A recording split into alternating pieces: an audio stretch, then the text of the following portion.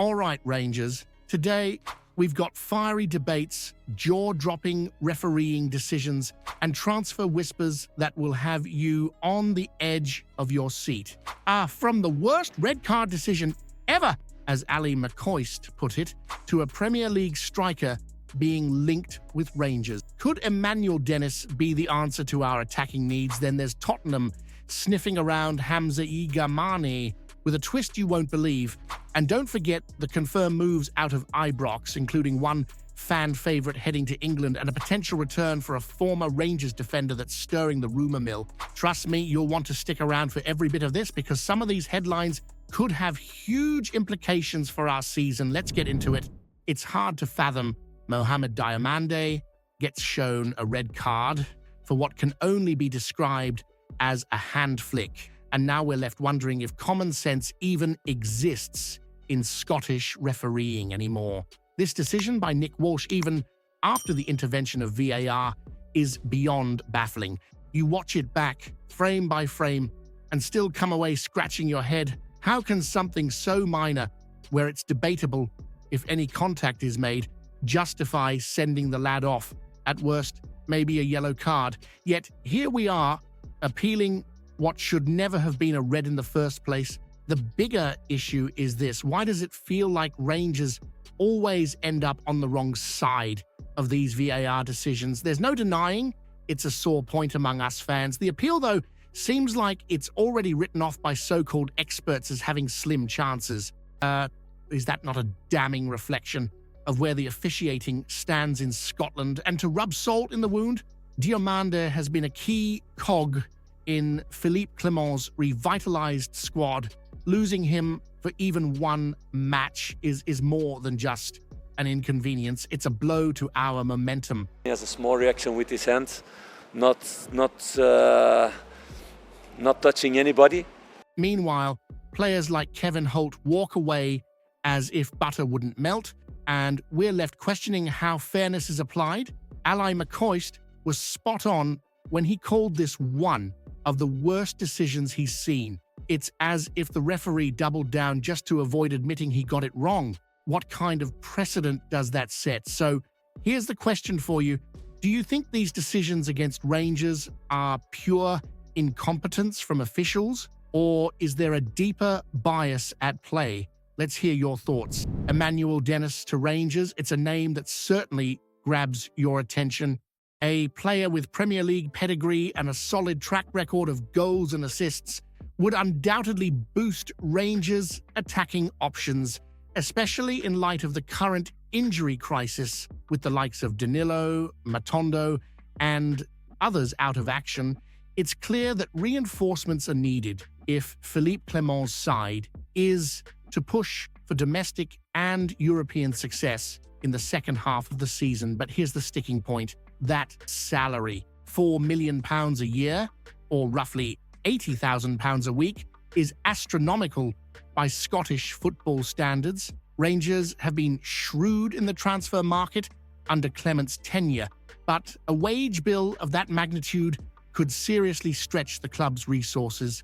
The idea of a loan, with Nottingham Forest covering part of his wages, feels like the only realistic route. Even then, would Dennis be willing to drop down to the Scottish Premiership, knowing he could easily attract suitors from the Championship or elsewhere?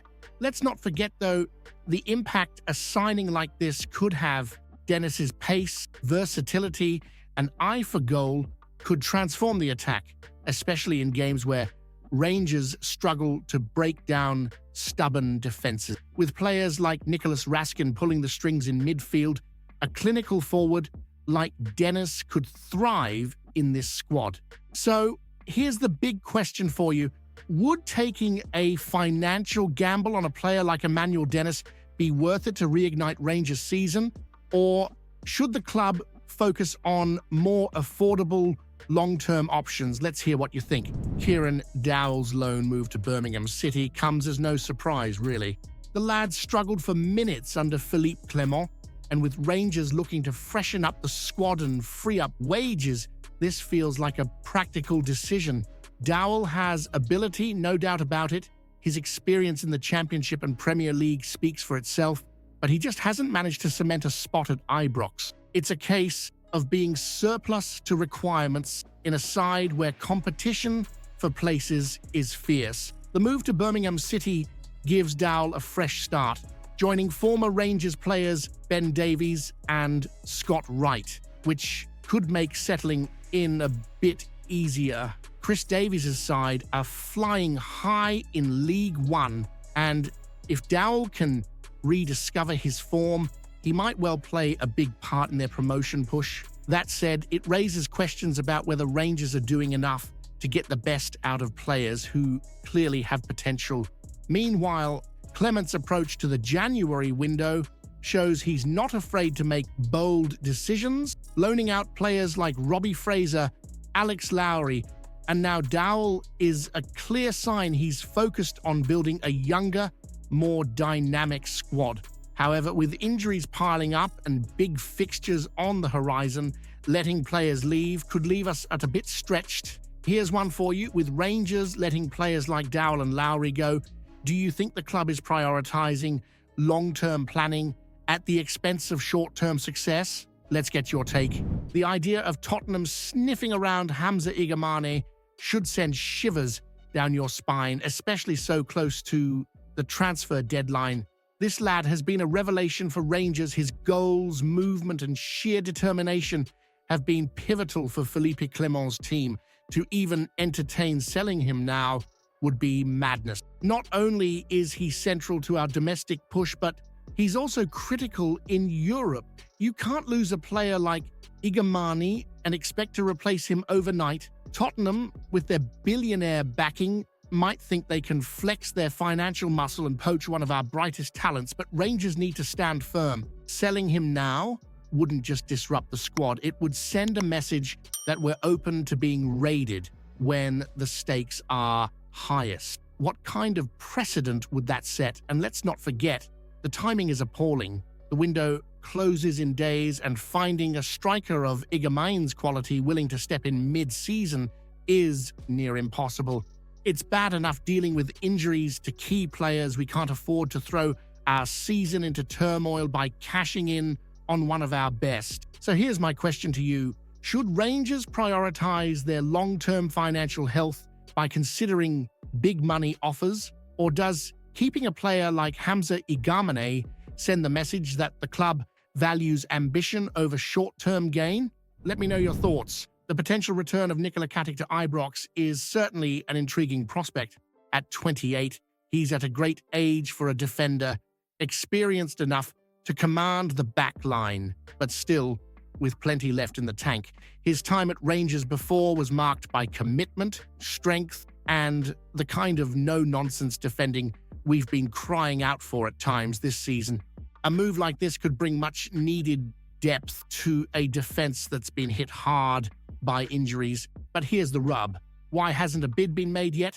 If Kasic has expressed his desire to move and Rangers have shown interest, what's holding things up? The clock is ticking, and while FC Zurich's manager Ricard Moniz might be staying calm, publicly it's clear Kasic wants the move to happen. Rangers need to act swiftly before the opportunity slips away or another club swoops in. The defense could benefit massively from his physicality and ability to deal with aerial threats, something we've lacked at times. On a broader note, Rangers can't afford to stand still in this transfer window.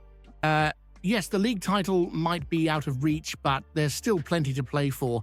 Bolstering the squad now could make all the difference in Europe and the Scottish Cup. Waiting until the summer to reinforce risks leaving us with regrets, especially if injuries or form derail what's left of this campaign. So here's a question for you. Should Rangers be focusing on a sentimental return for Nikola Kasic, or is it time to set sights on fresh talent to help the club evolve? Let's hear your thoughts. If you haven't seen yesterday's video yet, you're missing out. Explosive news about Rangers that'll leave every fan stunned. Go check it out now.